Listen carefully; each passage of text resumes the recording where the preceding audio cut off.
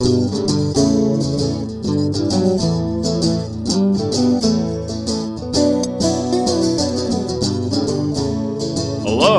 and welcome to Vacation Station, hosted by Lisa and Nancy, editors of BigBlendMagazines.com.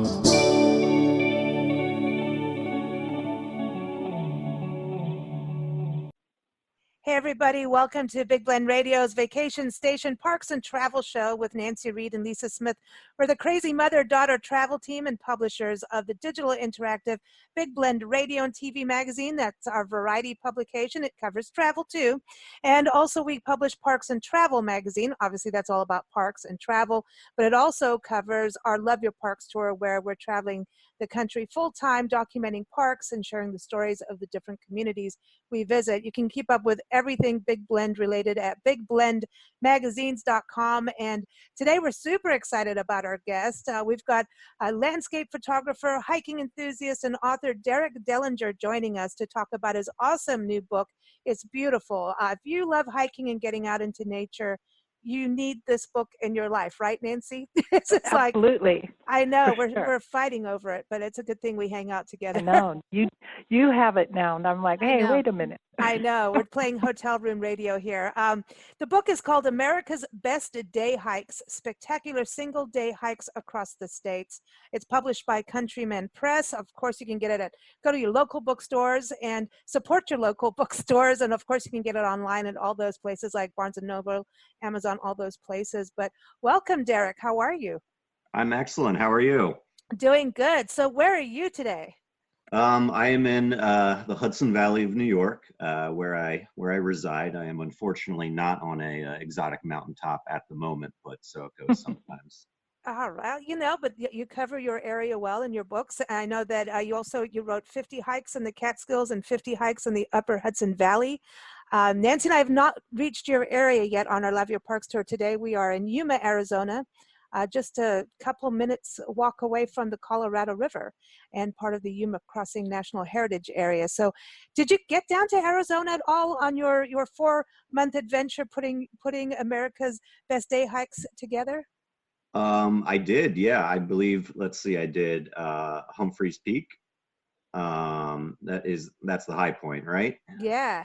Yes, that was a really fun and very, very challenging hike. I went there I was on the coast in California the day before, drove all the way over there, did the hike first thing the next morning. The altitude definitely was very, very real making that adjustment. So bad. Very Wow. challenging, very fun hike though. It's interesting. In the beginning of your book, you talk about being prepared for trails, and you talk a lot about safety and being clean and leaving no trace. But you talk about altitude, and Nancy and I know Nancy had hit her a little bit harder. Is Colorado. We spent I would say a good month exploring. I think we went to over 30 parks in Colorado this summer, and we weren't. We came out of the desert like almost at sea level, and then all of a sudden you Boom. start to get giddy. And then hiking, you're not prepared for it. You're just not like. It's weird. It's a weird feeling going up. Yeah, you really have to acclimate. I mean, and I kind of took it for granted that I've been hiking all summer in, Montana and Wyoming and Washington, Oregon, and California, places with, significant altitude of their own on a lot of those hikes. But your body really, adjusts very quickly back to sea level or back to altitude. And I definitely rushed that one, and I paid for it. So yeah, you really have to, you can't take for granted the necessity of acclimating when you're going to undergo a serious hike like that. Take lots of water. Yeah, absolutely. We take wine with us too, water and wine. See, I know. Well, we have a friend, John DeGrazia. He takes people up Half Dome in Yosemite, and he's like, you pack your normal things. You talk about taking a jerky. I was going to say biltong. We used to live in South Africa, and it's what it's called there. Fruits and things like that. He always says, he makes these fabulous burritos. He actually made them for us once when we were out in the Yosemite with him. But he's like, take your favorite thing. If it's a piece of pizza, if you made it to the top of Half Dome, you have to have something nice. And we're like, well, good, because we carry champagne and wine where we go. Because when you get to a certain point, you want to be like, dude, check this out. And especially when you're doing these hikes that go up mountains and you get those views, like where you were in Glacier. Oh my gosh, that beautiful is there. the photos and just the views, what you experienced in Glacier, that's got to be pretty epic. It's stunning. Yeah, it was an incredible park, and I mean the unfortunate and one of the challenges that like the national park system faces is overcrowding at this point. And with Glacier, it was definitely a challenge to kind of feel like you're really experiencing the wilderness there, at least on a day hike. Obviously, if you're able to backpack, it's a bit of a different story. But the scenery there is so gorgeous. But there's only really one road that goes through the main part of the park.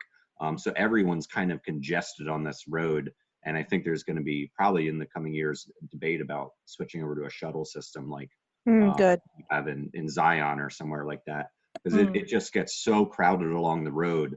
But then if you are able to get out on one of those trails and kind of get away from the crowds, the scenery is just so unreal and so stunning. But I mean, Glacier definitely, maybe above any other park, kind of, to me, demonstrated this conflict that some of the parks are facing between overcrowding and maintaining the true wilderness aspects of the park. I think the shuttle That's true. service is an important thing. I know they do that in the Sequoias in the summer, and I think that's the thing. A lot of people, it's always a summer deal, and we've done things like hiking out in Yosemite in the snow, and it's magic. There in It's winter. incredible. Yeah. When you go to places off season, it's helping the land, and going together with other people. I remember Mountain Rainier. It was actually at the very beginning of our tour. And we went in, and it was Labor Day weekend, which normally we avoid parks. We did that in Colorado. On Labor Day weekend, we're like, what are we doing? Because everybody's there. We went in, and we normally start, and you talk about this too, getting there really early. We love to see the sunrise wherever we are, and you just get that, I don't know, number one, when you're going somewhere really cool, I can't sleep. I get giddy as I'm like a kid. This is like my big candy store is nature. And when you get out there, we got into Mount Rainier, and we drove from Portland, I think, right to the park, got in super early, and twirled around and realized we didn't bring food or anything. We were like really stupid. And so we thought, okay, we'll leave the park real quick. And then we couldn't get back in the park. It was insane. The lines. Wow. And we're like, no way, this is insane. How many people are going in? So I liked in the book that you balance the national parks with state parks, national forests, some preserves, because I think sometimes those areas don't get frequented as much or don't get put in the spotlight as much even.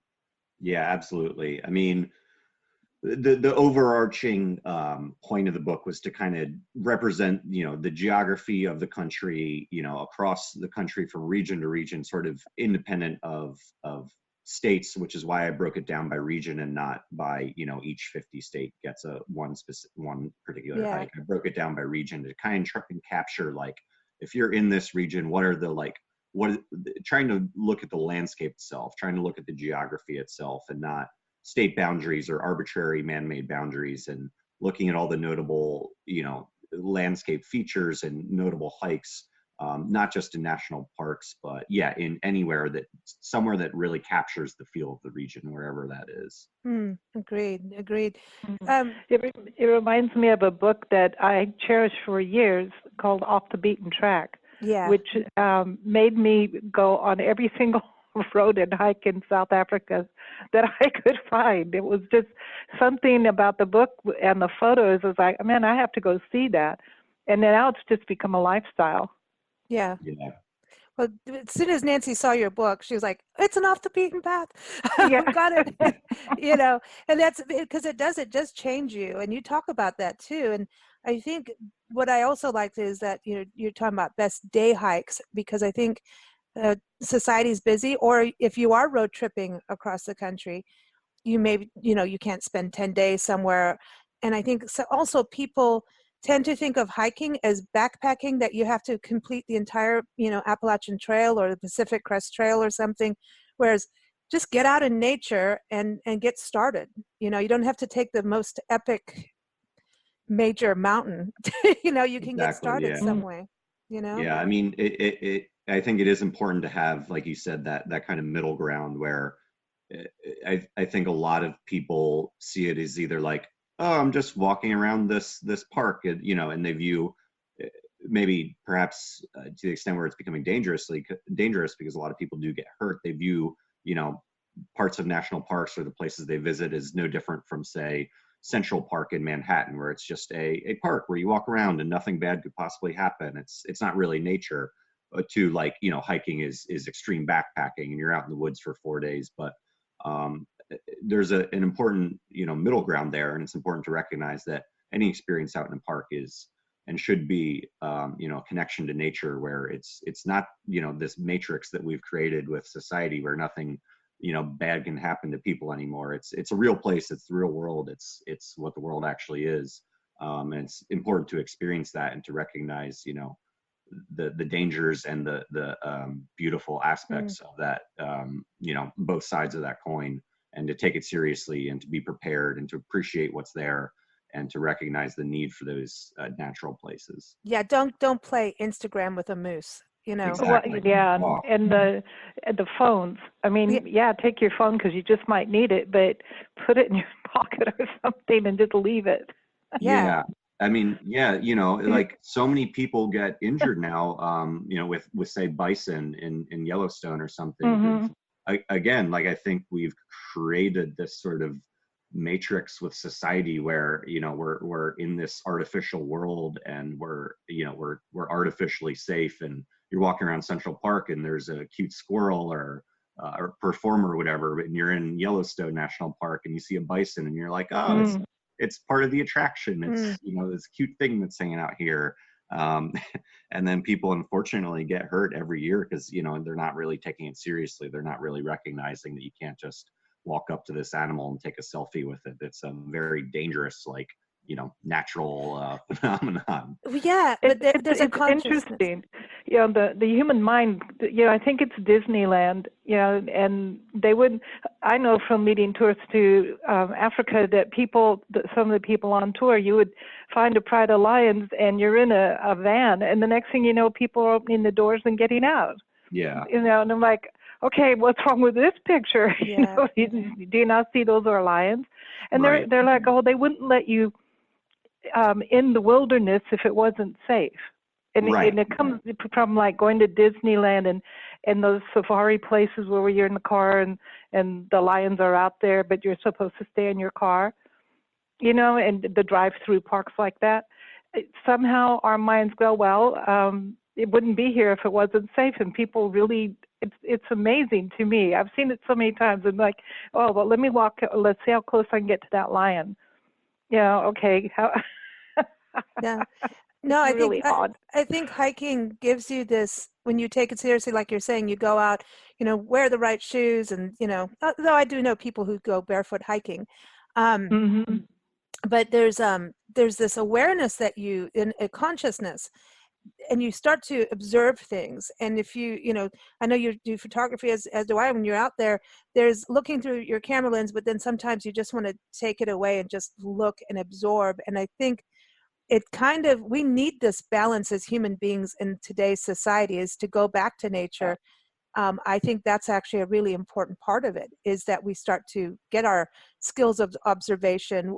Where are we putting our foot? Are we going to step on a snake? You know? Yeah. So Right. Really. I think it's a good part of it. You talk a lot about bears in your book. So this is something that people should be aware of, because I think we think bears are cute. They are. And they are. So any tips for people when they get out there, and do you always carry bear spray with you? I did on this trip. When I'm hiking around the Hudson Valley, I don't always, although there are certainly black bears here, and I've had at least one fairly intimidating encounter in the Catskill Mountains with a black bear. I don't always, but certainly if you're, you know, anywhere around Wyoming, Montana, Idaho, Northern Washington, it's certainly a good idea. And, or, you know, anywhere out west, even where there might be, say, mountain lions or something like that. I mean, the thing with bear spray is, you know, you don't have to use it against a bear.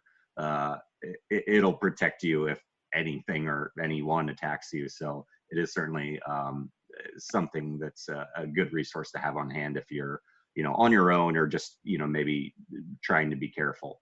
But yeah, it's absolutely very important, I think, that you carry bear spray and understand the proper etiquette and you know, protocols for if you do encounter a bear, especially out west where there might be brown bears, which tend to be more aggressive and at least potentially more dangerous than black bears on the East Coast. Black bears on the East Coast do have encounters with humans and do occasionally hurt people, but very rarely kill people on the East Coast. So, you know, it's not as crucial of a thing to be paying attention to if you're, say, hiking around like the Hudson Valley.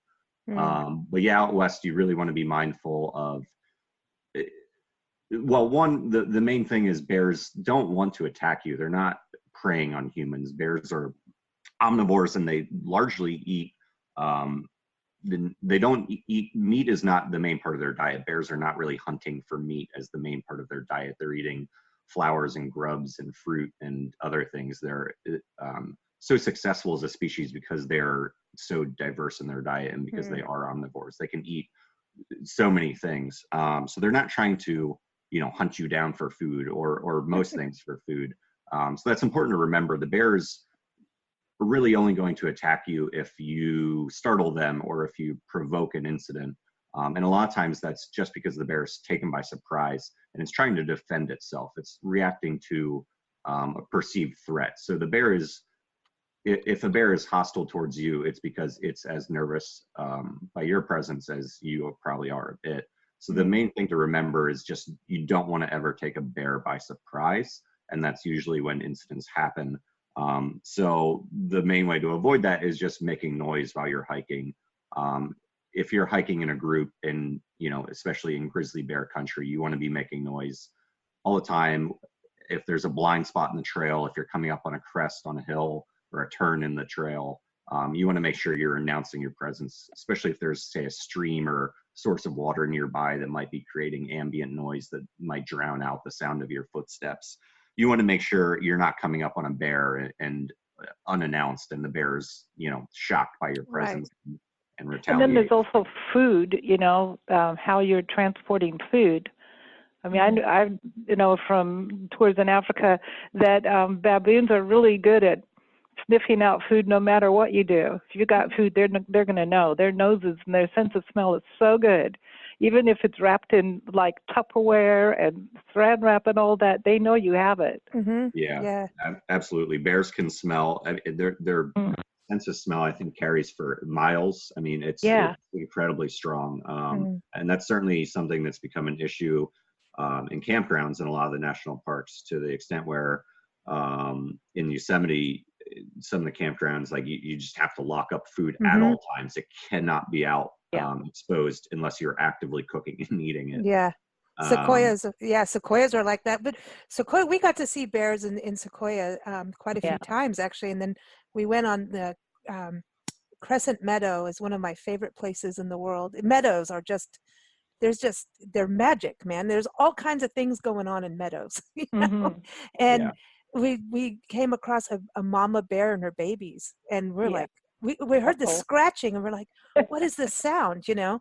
And it was fall.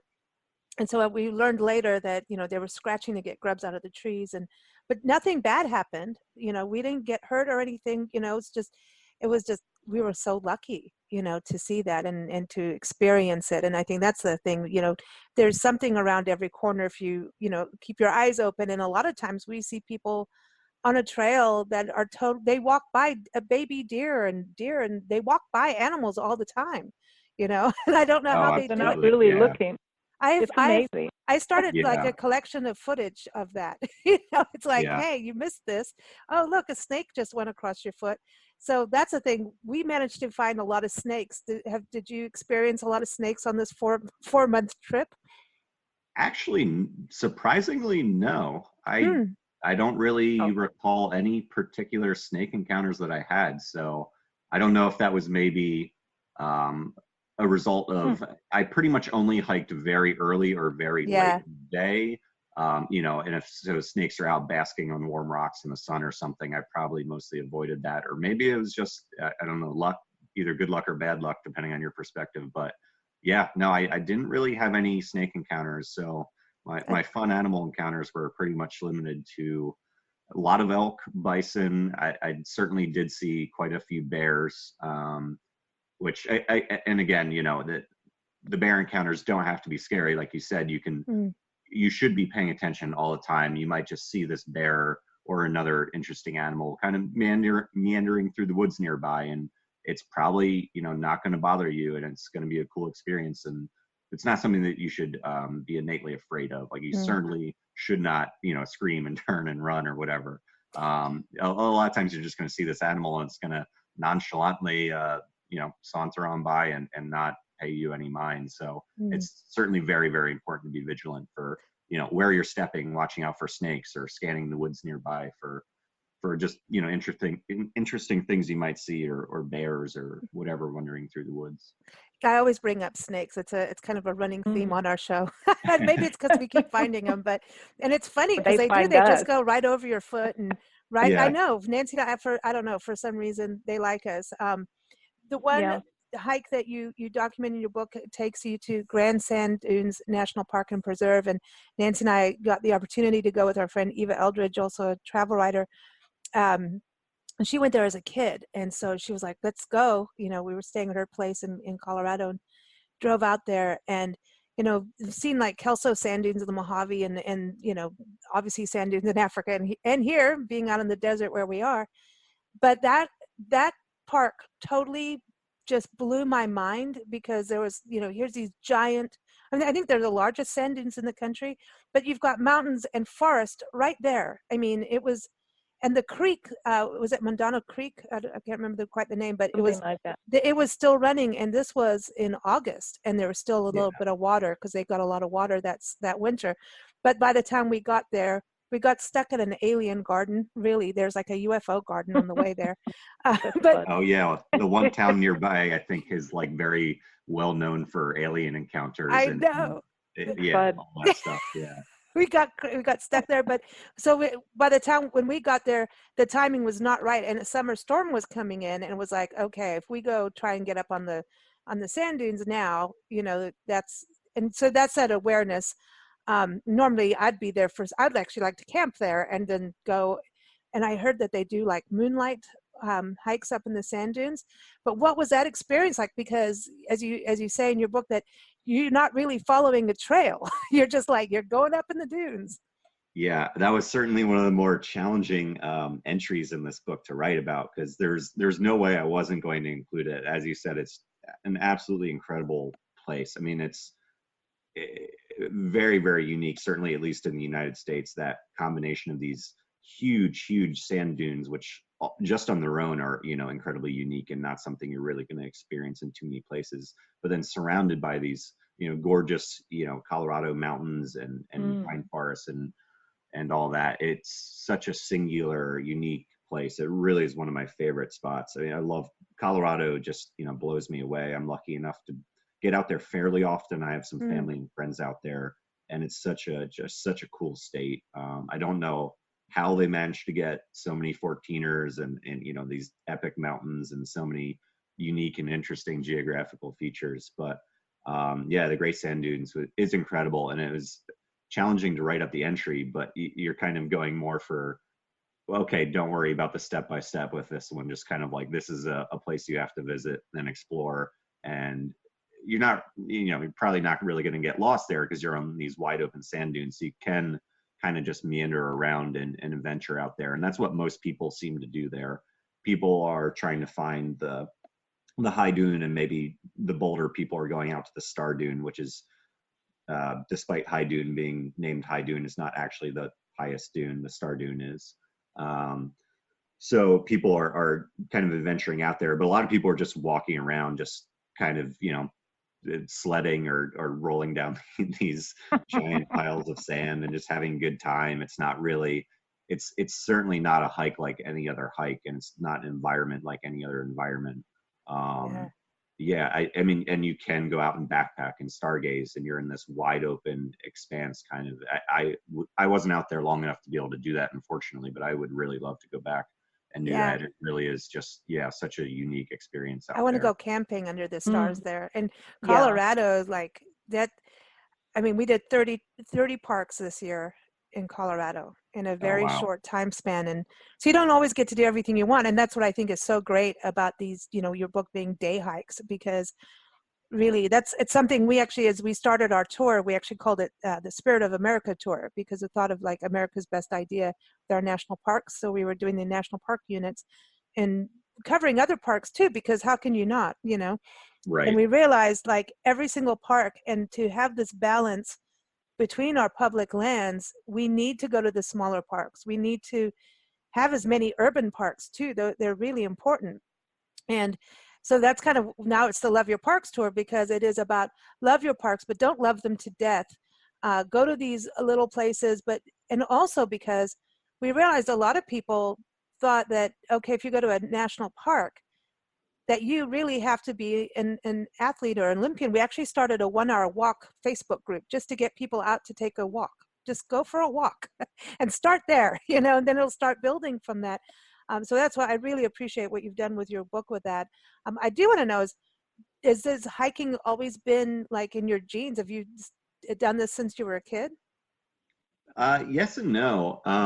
Yeah, I've had an interesting hiking journey. I grew up in central Pennsylvania, near Hershey, Pennsylvania. So a lot of like glacial valleys and hills, but there's no real mountains in Pennsylvania. The area I grew up in is fairly flat farm country. So my parents would take me and my sister out hiking fairly regularly. It definitely was like pretty outdoorsy as a kid. I grew up on a farm. So like I had that kind of rural outdoor sort of background, but I wasn't really into it specifically. And a lot of times we would go out and bike on rail trails as much as we would be hiking itself. So I didn't really grow up doing any real serious hiking that, at least from my perspective now. And I don't think I really got into it until after college. I moved down to Brooklyn, down to New York City, and realized I was very much not a city person and needed to get out and get back to nature. And I think that contrast, like I had done a decent amount of hiking in college around the Hudson Valley. I went to college in the Hudson Valley here where I live now.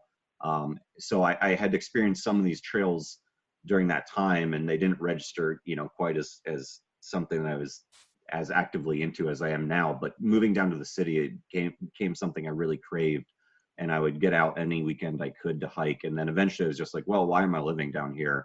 You know, I'm just going to move back up to the Hudson Valley where I can hike all the time. And then the more it becomes addictive.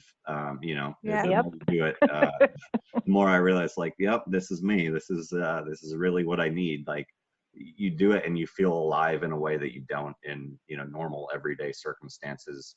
And I keep throwing around this term, like that we've kind of created society as this sort of matrix where it's this like artificial reality that absorbs us for most of our lives. It's this kind of, you know, sequestered environment where we don't really have to experience the world as it naturally is. And you get out on a hike and you get out into the wilderness, and you get away from people, and you know, you're standing on a mountain in high wind in the cold, and you know, seeing something that you never otherwise see, and it just becomes this moment of awakening where you're like, oh yeah, this is actually the world, this is reality.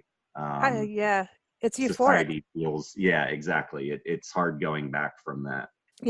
We get crabby, like right now we're terrible. Like, I'm not like the four walls, you know, because we're full time on the road. So we live in hotel rooms, sometimes, you know, vacation rentals or people's homes, couch surfing, you know, or we're outside. And the outside, like, you know, when you're really out in one park after the other, it becomes this like, that's your living room every day. And then to go Yeah. indoors, it's like, no, this sucks. I can't do it. And you do become crabby. And I wonder, when what we do with all the artificial light and all of that, we're desensitizing ourselves, and it's just not real, and it's not good for us. And the more we're out, what I hope, the more people go out, but are kind to the environment, that they understand their role of protecting our wilderness areas and our public lands, and how it is beneficial to us as individuals, as human beings, that we need nature. It's I am a tree hugger, but there's reasons for being a tree hugger, other than being a tree hugger. So well, I think, my grandmother used to, like when she was taking care of us, would always go outside. You need fresh air and you need sunshine to be healthy. And I think that she's really right. And I think that we don't really get fresh air unless you get out in nature.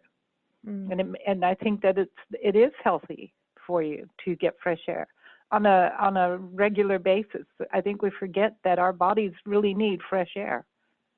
Yeah, absolutely. Yeah, I mean, you can come up with, I think, a million different specific things that you get in nature that are just, or reasons why having those experiences, why having wilderness are, important for our psychology, for our health, for our mental health. Yeah, but it's just fun. What about the park's health for you? As we travel, there's parks that they're in kind of a urban setting in some ways, and that's important. But as you take photos, you start to see the effects of society on a park. There's also the maintenance backlog in parks and things like that, budgets and things that should be applied to the parks. But I start to see things that you hope aren't in parks, electric lines and, all that kind of stuff. Do you see that as you're out there and photographing, and like, you want to get as far away from that, but yet we need that in society. But then it's kind of this interesting balance. I'm starting to see more and more things that shouldn't be there.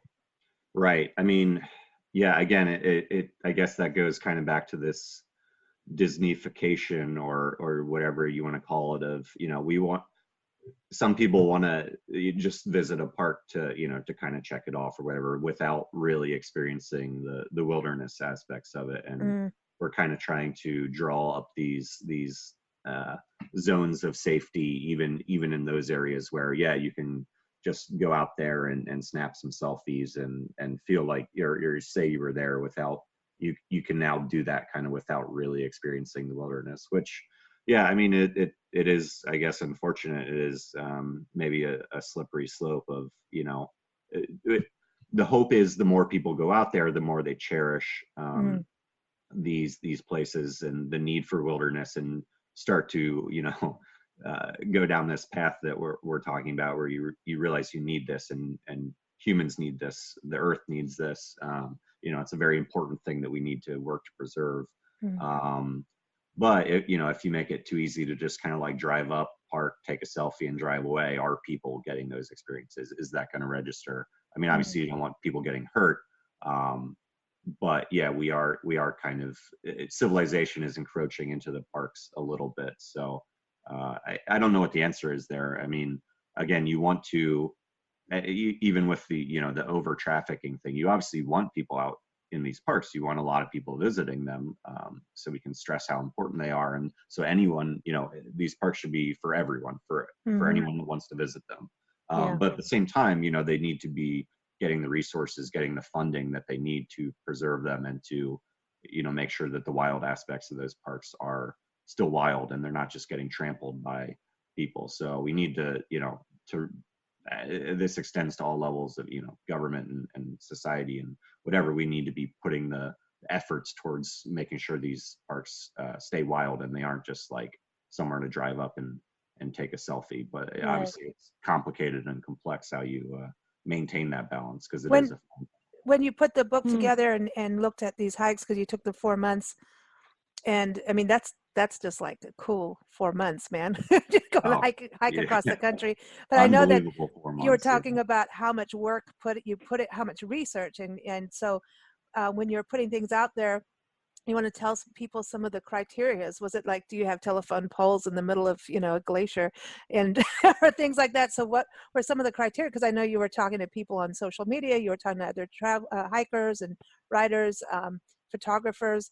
So what was some of the criteria you were looking for? Yeah, it was tough, and it was kind of one of those instinct or intuition things where there are certain hikes that I had on my maybe list that I got there and I was like, oh no, this just doesn't, it doesn't feel right, is really kind of what it ultimately came down to.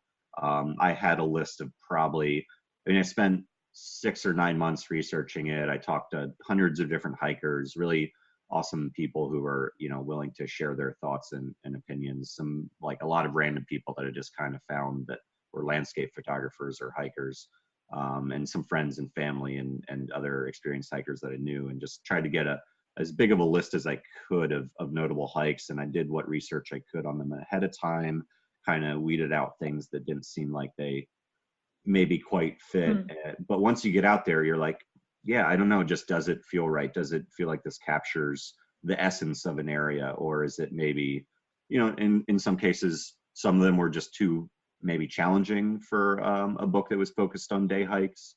I did end up, like, one of the notable ones was Long's Peak in Colorado, which obviously is a very notable hike, a very significant hike in that area, but I felt like it was just a bit over the realm of what I wanted to include as far as difficulty, where this was meant to be a book that was fairly accessible, and I didn't want to put anyone in harm's way or danger throwing them on a hike that was like on the far end of the difficulty scale. So there were some hikes that I had to weed out with those considerations, and there were some that were too easy, where you're just in maybe a state park, or not necessarily too easy, but just didn't feel like they captured the kind of the wilderness aspects of a region. And ultimately that was what I was going for, is like, does this hike, represent the area? Does hiking here feel like, oh, cool, I got to experience this, geographical region or whatever. So it felt like,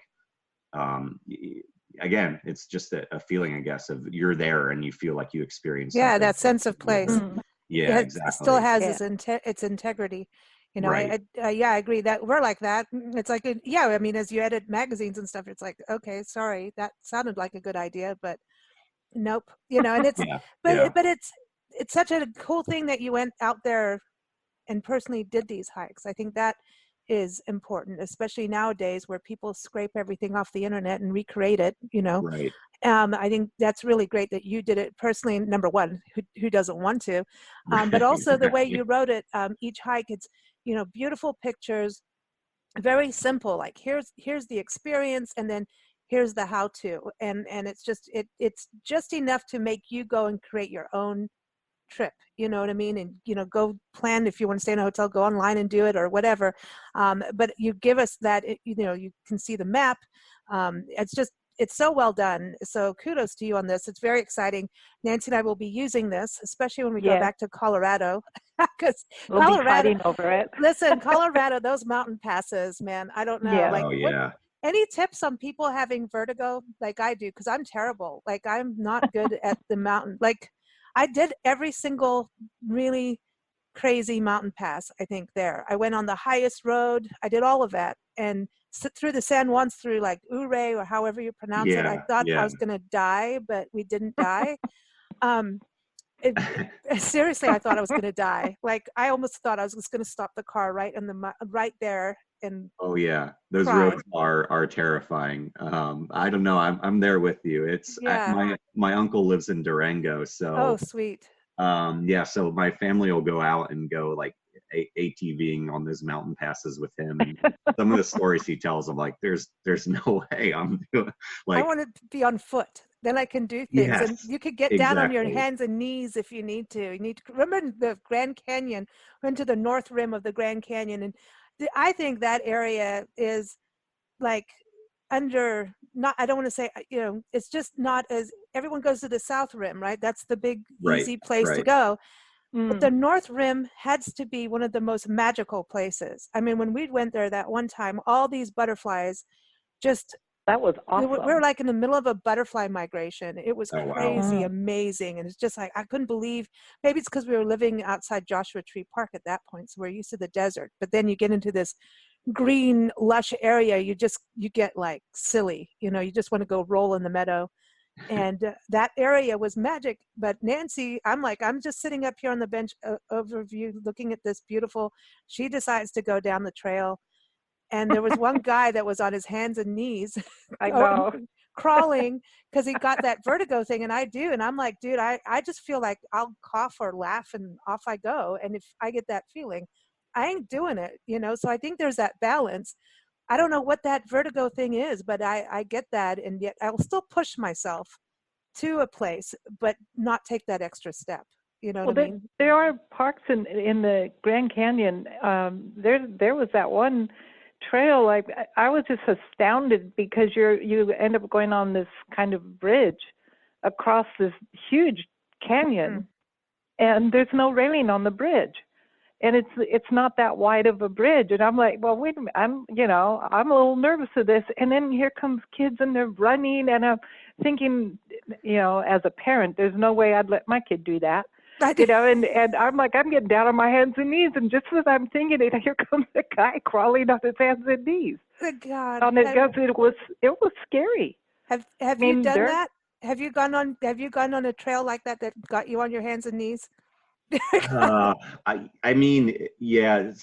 Well, I'm sure. Yeah, I like some. I mean, some of these in the book. Angel's Landing in Zion is famously, a pretty daunting knife edge hike. The final hike in the book, the Katahdin Knife Edge in Baxter State Park in Maine, which is the northern end of the Appalachian Trail. The knife edge there it starts out a little broader, and you're like, oh, this is fine, I got this. And then obviously depending which direction you're going, but you get to this one section at the end called the Notch. I believe it's called the Notch, and it's just this like kind of chunk out of the ridge, and you have to go like straight down and then straight back up, and there's just like a 2,000-foot drop on either side of you. And it is quite daunting. I mean, you're kind of automatically, I think, on your hands and knees there just by the nature of the trail and scrambling over these rocks. Yeah, I don't know that I have any great tips other than just try to stay focused on the ground below your feet and don't giggle. Don't fall over. Yeah, don't giggle. Yeah, don't get the giggles. Well, afterwards, don't look down. But afterwards, this is why we have wine. Because afterwards you just sit there and you're like, wow, I did that. And that feeling of accomplishment, because it's different than accomplishing something career-wise or whatever. That kind of accomplishment is like you really were out in nature. When you have those, like the bear encounters and something, it's just like, dude, that's so cool. You're truly living in that. At that moment, you are truly alive. All your senses are alive. Exactly. So that's really awesome. Okay, so here's our question. We always talk about this for 1 hour walk, but for you, you're going to go on a day hike, okay? And you get to take 3 people with you that you just want to be able to like have an experience with. They could be alive or passed on. And you want to have a conversation, but who would those 3 people be? Where are you going? And we want to know what's in your backpack, because ours, and we got to give a shout out to our sponsor, Portofino. They sent us on a story mission as part of our Love Your Parks tour. So they have backpacks, which I was hoping someone would make, where you can actually pour wine. So you're not taking glass, you're not littering parks. Pour wine, it goes in this little insulated baggie. You can keep it nice and cold. And they sent us on a mission to have wine where, Portofino with a view. And we've done quite well. We've been in swamps, we've been mountains, we've been all over the place with our Portofino backpack. But and it's discreet as well, and it keeps it nice and cool. So it's very nice. So at the very end of your hike or wherever you are in that hike, you may just want to sit and take a sip. And it could be water. It's also really good for that, keeping cold water on the trail. But what would be in your backpack for munchies? That's a great question. My backpack. So, do you want me to answer the backpack question before? You can do whatever you're cozy with.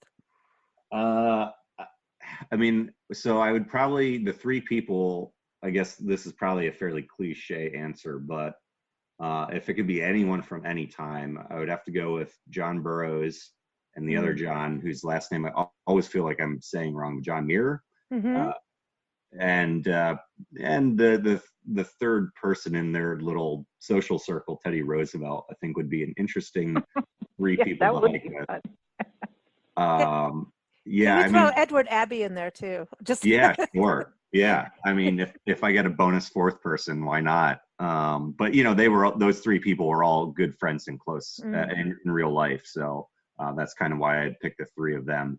And I also happen to live like 5 minutes down the road from John Burroughs' cabin, so he's kind of become this interesting figure to me in my actual life recently, where I've been reading more of his writing and hiking a lot around his cabin, because it's actually a park area now. So it's kind of sort of an interesting philosophical destination for me. So I would really enjoy hiking with those three people and just hearing what they have to say and how they interact with each other. And I don't know, I feel like one of the items in my backpack would have to be a flask of whiskey, I guess. That just feels appropriate. Feels right. That company. Feels right. I don't know what else. I don't know what kind of snacks they would enjoy eating. I mean, they seem like beef jerky type people. I think John Muir was a vegan, wasn't he? I think he was a vegetarian or vegan. He was. I was gonna say. I mean, I kind of suspect that. Yeah, Teddy Roosevelt, obviously, big meat eater. Yeah. The other two, I suspect less so. And yeah, that I wouldn't be surprised if he was a vegetarian. So, yeah, I don't know. I would have to think about that. I'm not really sure food-wise. I'm sure I would just want a notebook and a pencil or. Just record it. Yeah, I don't know. I think I'd be too absorbed in the conversation other than a flask of whiskey to really care too much what I had with me. They seem like the types that would be very prepared for any scenario. You could eat local berries. All right, so you're going to be hiking around the cabin area, or do you have a specific hike you would go on? I don't know. A specific hike would be tough. I mean, I would love to join them in like Alaska or the Sierra Nevadas or something. But it would be pretty fascinating to just hike around here and, the area, say John Burroughs grew up, and hear his observations on the trails that I'm familiar with, because I'm sure he's or was, obviously a thousand times more adept at recognizing all these birds and plants and everything than I am. So it would just be cool to see his perception of places that I've been myself many times. Awesome. That sounds awesome. So what's next for you? Do you have another book in the works, another adventure? Yeah, hopefully. I mean, always hoping to have more adventures. I don't have anything concrete as far as books, but I do have a pretty good idea of what I would like to do next. So I am kind of trying to solidify that and working on various ideas and hoping to get out west again this year. Nothing concrete, but always trying to explore and always trying to do something more with the environmental writing and again, books that continue to push into this realm of helping people to appreciate nature and exploring the future of humans and the environment and how we can better preserve it and protect it. Awesome. Everyone, you can get the book. Obviously, it's out now. Again, it is called America's Best Day Hikes, Spectacular Single Day Hikes Across the States by Derek Dellinger. And that's D-E-R-E-K Dellinger, like Dillingers, but with an E. And you can also follow Derek on Instagram. Just type in Derek Dellinger and you'll find him on there. And we want to thank Portovino for sending us across the country with wine, with their wine, or the backpack. They do wine purses and bags, but the backpack has actually become my official camera bag because you don't really need big fancy gear, when you're out there. And this backpack it's perfect. It's perfect to have your wine, your gear, your munchies, and go everywhere. So check them out at porto-vino.com. Of course, keep up with us at Big Blend Radio, bigblendradio.com. Our segments air Monday, Wednesday, Friday, Sunday. And we always love to play music for our guests. And today, I think this is the perfect song for you, Derek. It's called Loving the Land. And it's by our good friend, Wally Lauder, based out of Tucson. And you can keep up with him at wallylauder.com. Thanks so much for joining us, Derek. Thank you. It was great talking to you.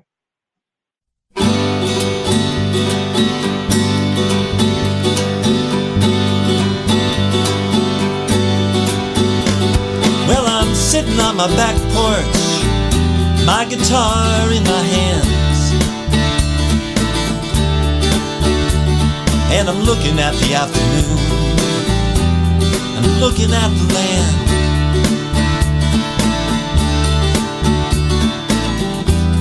It's got that honey-colored light, golden rose reflecting from the sun.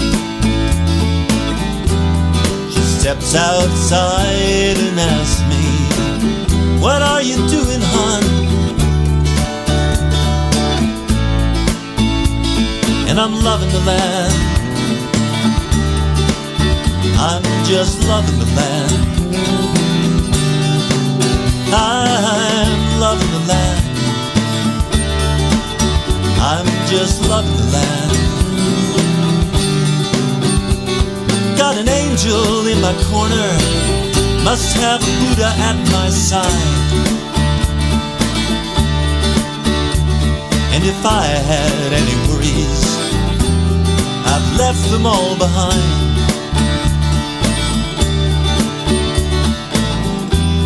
Maybe it's the time of day, maybe it's the light. Blame it on the air I'm breathing, but I couldn't feel more right. And I'm loving the land, I'm just loving the land. I'm loving the land, I'm just loving the land. Afternoon light on a simple corner lot in a humble town, waiting for the sun to go down.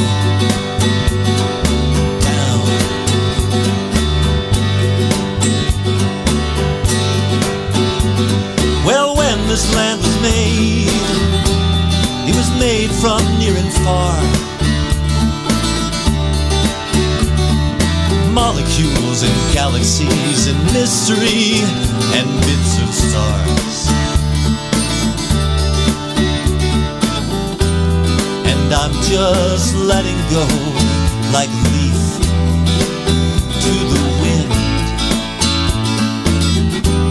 I'm floating on a feeling, I'm just giving in. And I'm loving the land, I'm just loving the land. I'm loving the land,